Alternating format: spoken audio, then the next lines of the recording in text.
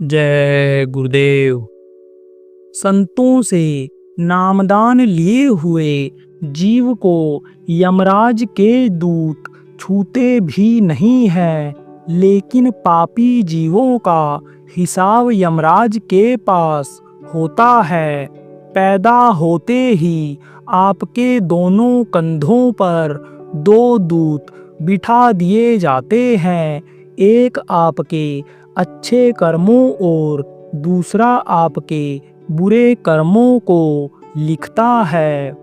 परम पूज्य बाबा उमाकांत जी महाराज ने सत्संग में कहा कि प्राण जब निकलते हैं तब बहुत तकलीफ होती है और आदमी रोता चिल्लाता है।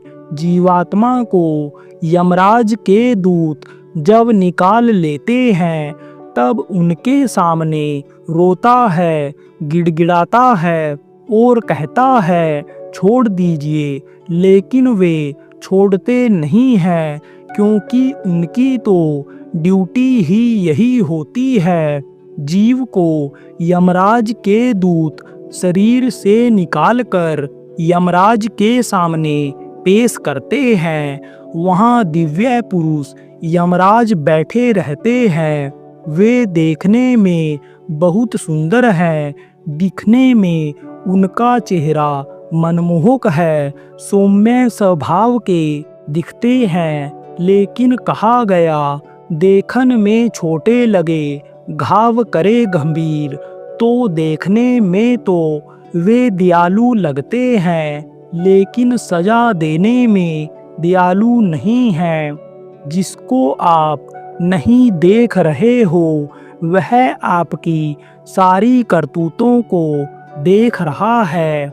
संतों से नामदान लिए हुए जीव को यमराज के दूत छूते भी नहीं हैं, उसके नज़दीक ही नहीं जाते हैं। यमराज उन जीवों का वारंट नहीं काट सकते हैं कि जाओ, इनका समय पूरा हो गया, इनको पकड़ करके ले आओ। लेकिन जो मुलजिम होते हैं, शरीर से पाप ही करते हैं, सारे अंग जिनके पापी हो जाते हैं, जो अपने निजी स्वार्थ के लिए, जुबान के स्वाद के लिए, इंद्रियों के स्वाद के लिए पाप करते हैं, उसका हिसाब यमराज के पास रहता है। आप भले ही कहो कि आंख बचा करके यह काम कर लो, कोई नहीं देख रहा है, लेकिन जिसको आप नहीं देख रहे हो वह आपकी सारी करतूतों को देख रहा है और वह सब लिखा जा रहा है। जिसका जैसा कर्म होता है उसी हिसाब से नरकों में सजा भोगनी पड़ती है। पैदा होते ही आपके दोनों कंधों पर दो दूत बिठा दिए जाते हैं, एक अच्छा लिखता है और दूसरा बुरा लिखता है, और जब समय पूरा हो जाता है तब वह लिखा हुआ वे ऊपर पेश कर देते हैं। फिर उसी के आधार पर यमराज सजा बोल देते हैं कि ले जाओ इनको और इतने 1000 वर्ष तक इस नरक में डालो, इतने लाख वर्ष तक इस नरक में डालो। छोटे छोटे बड़े मिलाकर के कुल 42 प्रकार के नरक हैं, 22 तो बड़े बड़े हैं और बाकी छोटे छोटे हैं। तो जिसका जैसा कर्म होता है उसी हिसाब से उन नरकों में सजा भोगनी पड़ती है। प्रभु की दया से यह मनुष्य शरीर मिलता है। 4 युग हैं, सतयुग, त्रेता, द्वापर और कलयुग।